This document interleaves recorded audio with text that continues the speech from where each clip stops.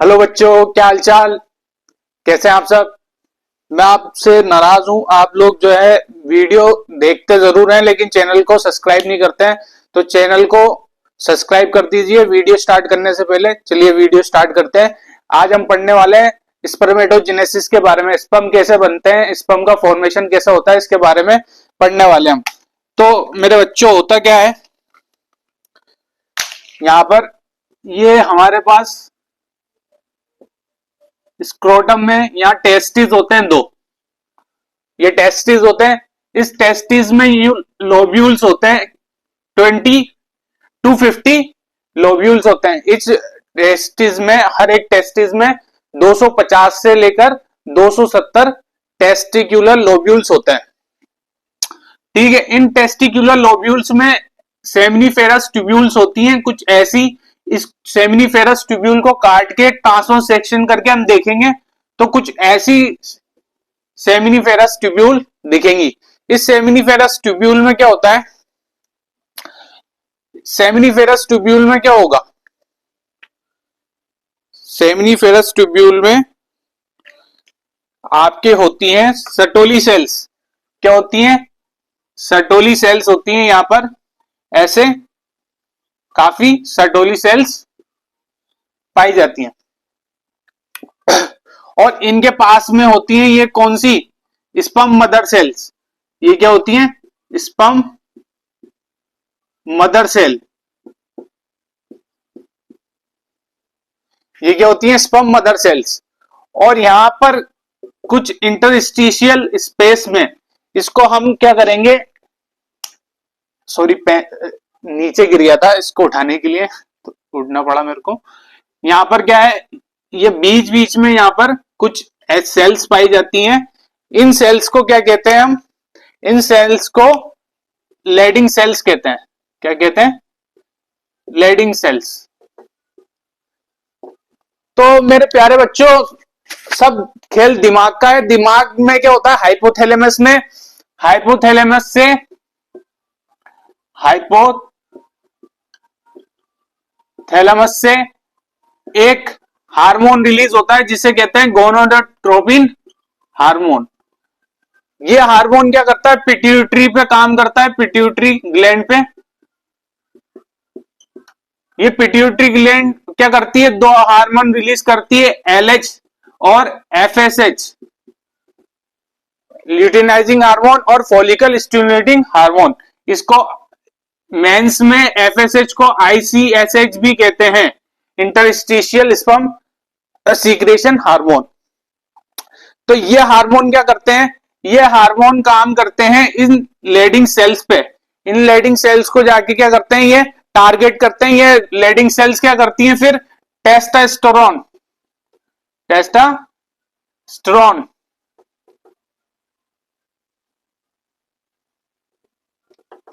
का सीक्रेशन करते हैं, टेस्टोस्टेरोन, जिसका दूसरा नाम क्या है, एंड्रोजन। ये एंड्रोजन हार्मोन रिलीज होता है और ये एंड्रोजन हार्मोन जो है ये स्टार्ट करता है, क्या करता है, स्टार्ट करता है, प्रिपरेशन करता है किसकी, स्पर्म फॉर्मेशन की। स्पर्म फॉर्मेशन की ये क्या करता है, स्टार्टिंग करता है। अब स्पर्म फॉर्मेशन होता कैसे है देखते हैं हम। हमारे पास ये कपड़ा ले लेते हैं हम।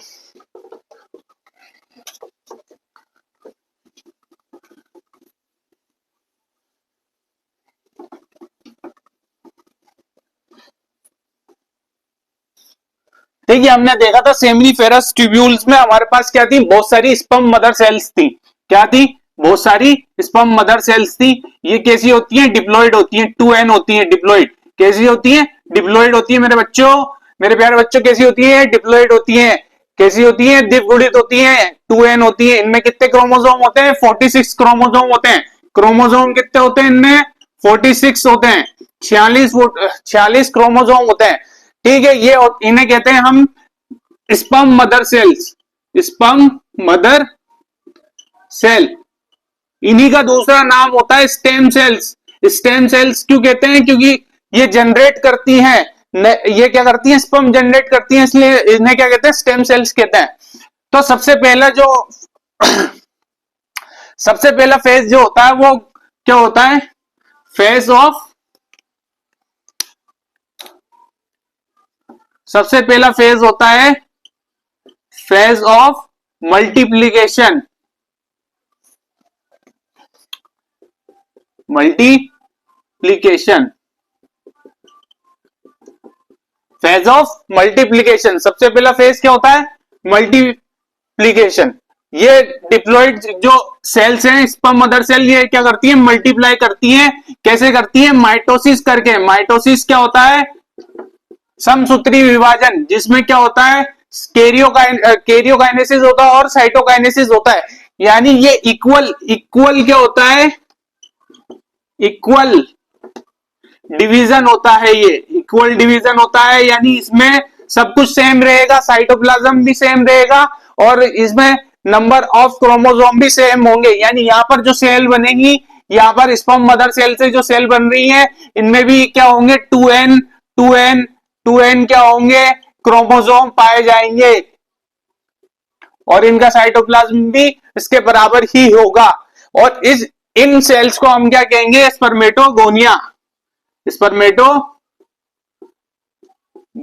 स्पर्मेटोगोनिया या स्पर्मेटोगोनियम भी कहते हैं। ठीक है, ये सबसे पहला फेज होता है। इसके बाद जो सेकंड फेज होता है, सेकंड फेज क्या होता है मेरे बच्चों? Phase of growth, phase of growth.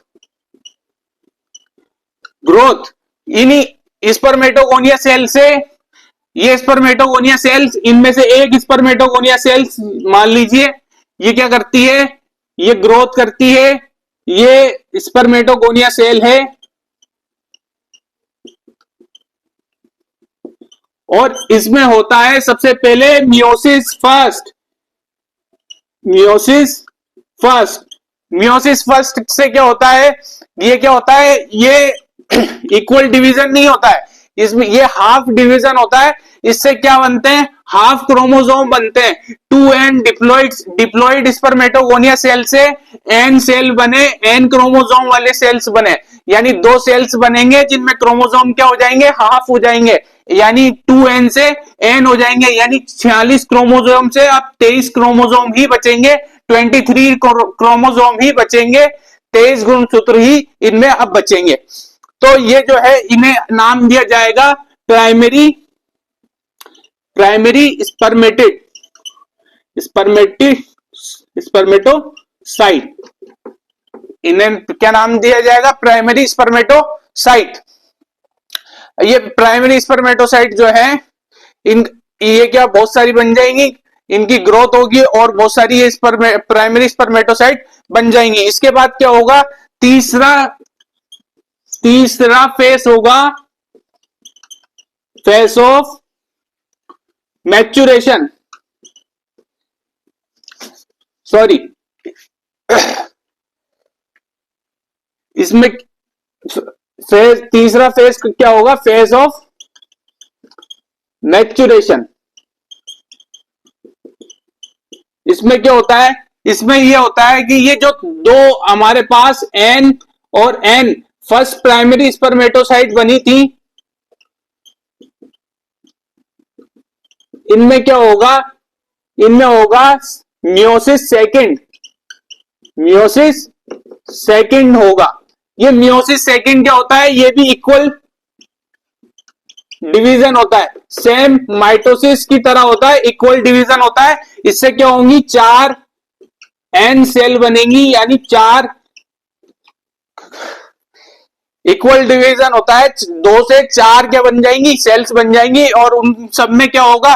Chromosome की संख्या सेम होगी और क्या होगा? 23 ही क्रोमोसोम होंगे, n और n ही कहलाएंगे।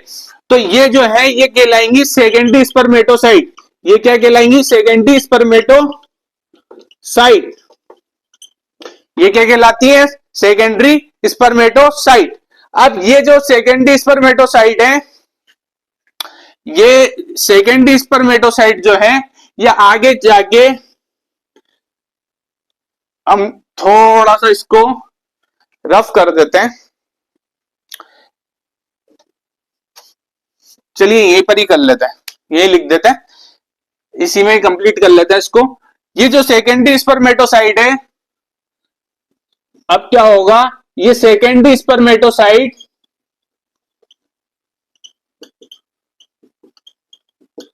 ये बदलेंगी, ये चार थी और ये चार बनेंगी स्पर्म, ये चार बनेंगे स्पर्म, ऐसे चार स्पर्म बनेंगे। तो ये भी एन होगा, ये भी एन होगा, ये भी एन होगा और ये एन होगा। तो सेकेंडरी स्पर्मेटोसाइट से स्पर्म, चार स्पर्म बनने की प्रक्रिया क्या कहलाती है, ये जो प्रोसेस है इसको क्या कहते हैं, स्पर्मियोजेनेसिस। ये पूरा प्रोसेस क्या था, स्पर्मेटोजेनेसिस। लेकिन सिर्फ सेकेंडरी स्पर्मेटोसाइट से स्पर्म बनने की जो प्रोसेस है, उस प्रोसेस को हम क्या कहते हैं, उस प्रोसेस को हम क्या कहते हैं, स्पर्मियोजेनेसिस। क्या कहते हैं, स्पर्मियोजेनेसिस। इन टर्म्स पे ध्यान रखना है। इस पूरा प्रोसेस क्या कहलाएगा, स्पर्मेटोजेनेसिस। और ये सिर्फ सेकेंडरी स्पर्मेटोसाइट से स्पर्म बन रहा है तो क्या कहलाएगा, स्पर्मियोजेनेसिस। ठीक है, ओके। अब इसी को हम डायग्राम से समझते हैं।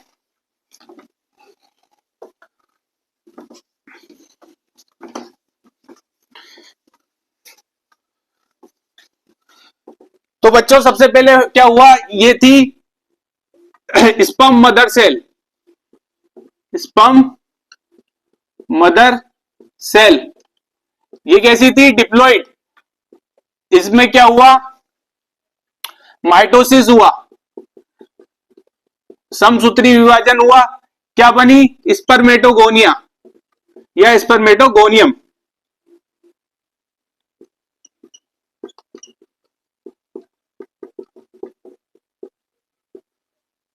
ये भी कैसी थी, डिप्लॉइड, क्योंकि माइटोसिस से बनी थी।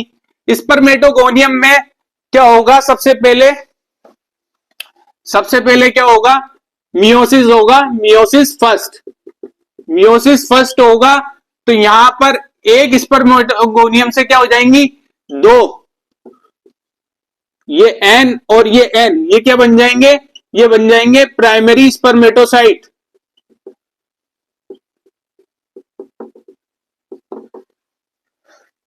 अब ये प्राइमरी स्पर्मेटोसाइट में क्या होगा,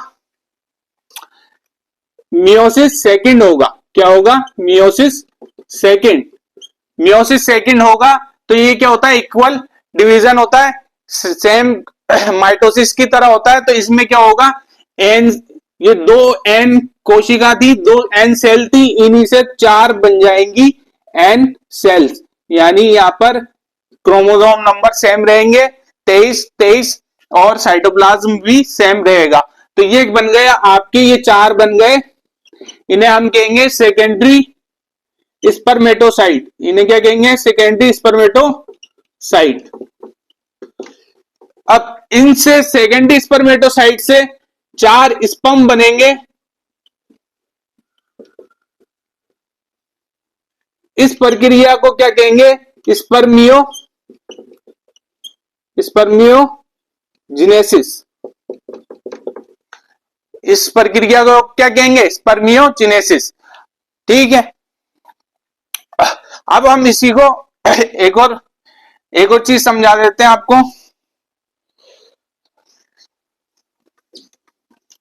ये टर्म्स बहुत ध्यान में रखनी है, स्पर्मेटोजेनेसिस क्या होता है और स्पर्मियोजेनेसिस क्या होता है और स्पर्मिएशन क्या होता है। स्पर्मिएशन क्या होता है, ये देखिए, ये है हमारे पास क्या, सेमनीफेरस ट्यूब्यूल। सेमनीफेरस ट्यूब्यूल में यहां पर है सटोली कोशिकाएं, ये सटोली सेल्स हैं हमारे पास।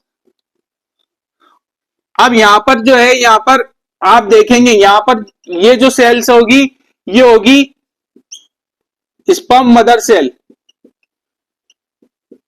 इसके बाद ये जो होगी, ये होगी स्पर्मेटोगोनिया। ये इससे दूर थोड़ी, सटोली सेल से दूर थोड़ी होगी, ये प्राइमरी स्पर्मेटोसाइट। ये जो होगी, ये सेकेंडरी स्पर्मेटोसाइट होगी। और यहां से ये अलग होके निकल जाएगा, सटोली सेल से अलग होके निकल जाएगा स्पर्म। ये अलग होके निकलने की प्रक्रिया, इसको कहते हैं स्पर्मिएशन। ये स्पर्मिएशन क्या है? Spermiation is the process when sperm leave the seminiferous इस पे क्वेश्चन बनता है, सेमिनिफेरस ट्यूब्यूल। जब स्पर्मिएशन क्या है? जब स्पर्म जो है वो सेमिनिफेरस ट्यूब्यूल को छोड़ के बाहर निकल जाए, आगे बढ़ जाए, उस प्रक्रिया को क्या कहते हैं? स्पर्मिएशन कहते हैं। और इस पूरे में यहां पर जो है, यहां पर इंटरस्टिशियल स्पेस है, यहां पर ये जो सेल्स हैं ये है लेडिंग सेल्स, अंतराली कोशिकाएं। ये लेडिंग सेल्स जो होती हैं ये क्या करती हैं? एंड्रोजन या फिर आप बोलो एंड्रोजन या फिर टेस्टोस्टेरोन का क्या करती हैं? सीक्रेशन करती हैं। ये सारा प्रोसेस यही तो करवा रहा है, यही हार्मोन है, इसी के पीछे सारा खेल है। जितना भी जो लड़कों को बर्बाद करने में इसका ही हाथ है, यही हार्मोन है जो इस क्या करता है? ये सारा सीक्रेशन करवाता है। और ये जो है नदियों में, जो तालाबों में वेस्ट किया जा रहा है, ये सब इसके पीछे एंड्रोजन या फिर टेस्टोस्टेरोन का, लेडिंग सेल्स का ही हाथ है। आज के लिए इतना ही, बाकी कल पढ़ेंगे। और चैनल को सब्सक्राइब जरूर कर देना। वंस अगेन वीडियो को लाइक कर देना। Thank you.